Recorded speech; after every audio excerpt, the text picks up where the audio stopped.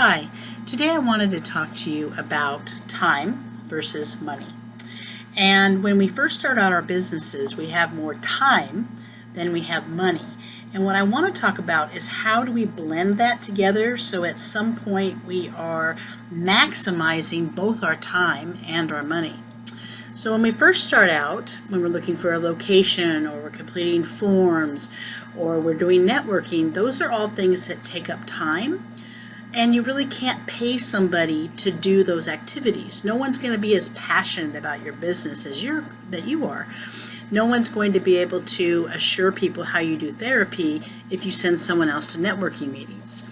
But as you grow, you may have a fuller caseload. That brings in more cash, and maybe you have someone answer the phone as opposed to you always answering the phone.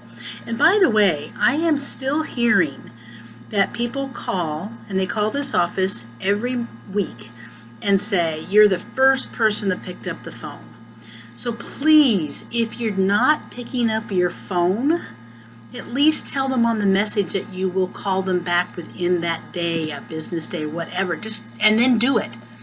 Sidebar. Okay, back to time versus money. So as we grow our business, as you grow your caseload, you're going to be able to change some of those tasks to purchasing or using someone else to do the actual work.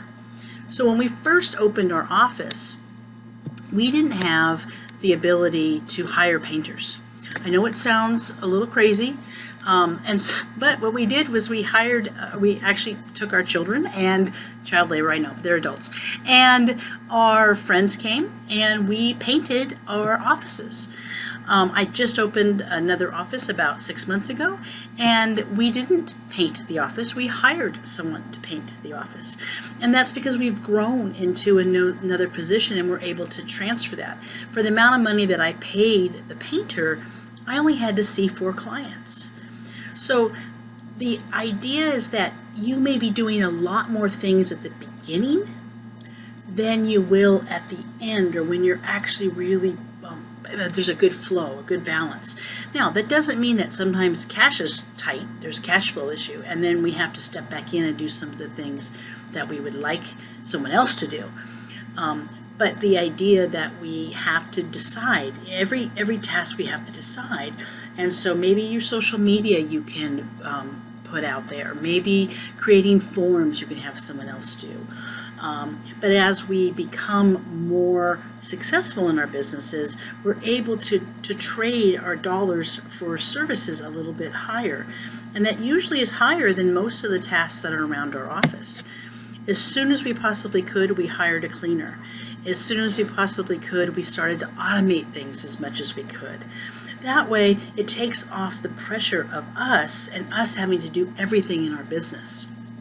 So when you're looking at your time, you're really looking at it only about 1,811 hours of work time, and that translates into lots of tasks that can be done. But as you have more clients, that 1,800 hours gets limited and more limited and more limited because your hours are sitting in front of clients or creating groups or doing some service direction. So you have to then start bringing in people to supplement some of the stuff that you're doing. So think about it when you're doing a task. Is there somebody that can do the task just as well as you? Or let's say, can they do it 82% as well as you? If they can and you can afford it, let them do it. Then you go on about doing the other things that are in your wheelhouse. All right, talk to you later.